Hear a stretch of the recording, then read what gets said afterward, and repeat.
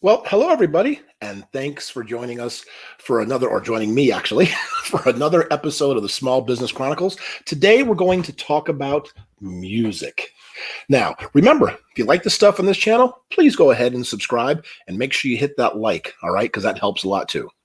So, about music in the cafe. You know, it's funny because Chris Yee from Meeple Overboard, he brought this subject up on our Thursday night get together last week. And it was a video that I had already planned on doing, but I thought it was even good because heard a lot of good feedback about that. So, first of all, in Meepleville, I have music going all the time.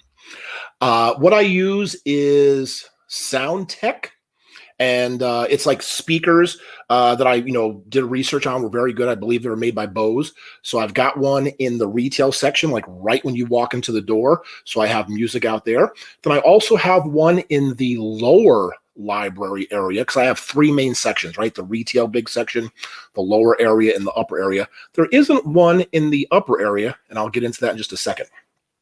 Now, the sound tech, of course, you can get Pandora, Spotify, whatever kind of program you have for that.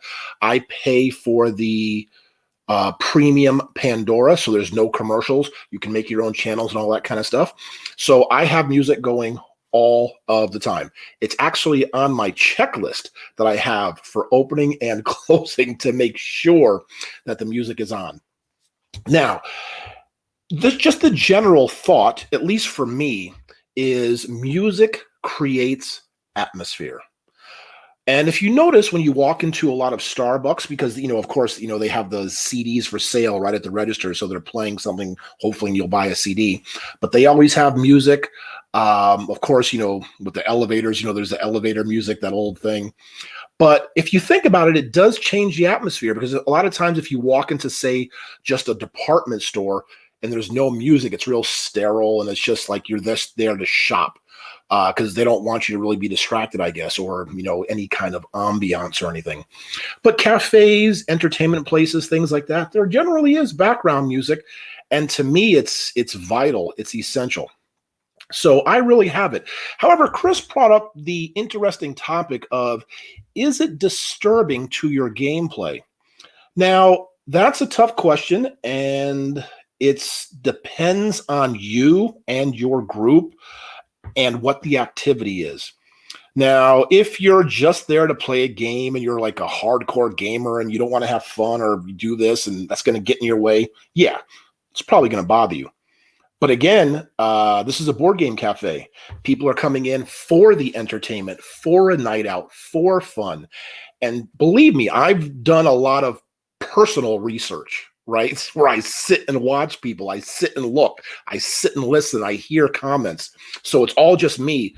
But, you can look around and you can see people sitting there grooving to the beat if there's music coming on, or sometimes people sing a little loud. Right? Because they really get into it. They hear a song that reminds them. So there probably are some people where it might disturb them, but I never have. I've gotten comments to maybe turn the music down a little bit. In the upper area, I've gotten comments, hey, we'd like to hear music up here too. But I sort of kept that area where it's quieter. However, you can hear the ambient music. That's why people have asked to turn it up more there. But no, I mean, I've never had people say turn it off, like, completely. Because again, pretty much everybody is there for entertainment, right? To have fun, to have a good time, be with their friends, play a game. So it just helps and it mixes in. Now, here is something that a lot of my employees get on my back about, right? And it's because of my age, of course.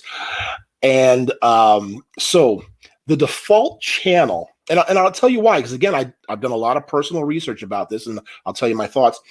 The default channel I have, it even says on the checklist, turn on the music, default channel, 80s music.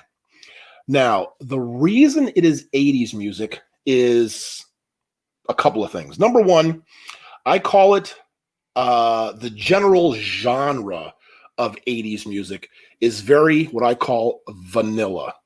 And what I mean by that, there really isn't any serious divisive type music or any cursing or inappropriate music per se for the majority. Right? There's no like, like thrash metal, or like, some people don't like country or classical or hardcore rap or any of these sort of divisive genres. It's just like general vanilla. Even the rap that was there is just, in the early stages, all fun, like um the the Sugar Hill Gang, right? Things like that, or LL Cool J or whatever, even Will Smith, but he was a little bit later. But it's lighter, and you don't have any like really really hardcore thrash metal and stuff. You do have heavy metal, and you got rock, and you've got pop, of course, which is big. Michael Jackson, Madonna, Prince, the big three. The British invasion from the 80s, like the Police. They have a lot of those groups. Depeche Mode, Flock of Seagulls. You got all that, things like that. But anyway, it's just light, and the demographic of cafes, at least in my Meepleville, is generally like, say, 25 to 55. So that group either grew up with the 80s, knows the 80s, older brothers and sisters listen to the 80s, or maybe even their parents listen to the 80s. So it's also a genre that a lot of people are familiar with. But when I started, I was saying about how my employees complain about it to me is because they're kind of sick and tired of it, right? Because I hear it all the time. But again, it's not about them. It's not about me. It's about, just from my personal research, what I've noticed that people enjoy, that people like, and it's just non-offensive, as I said, more in the vanilla stream, just the 80s.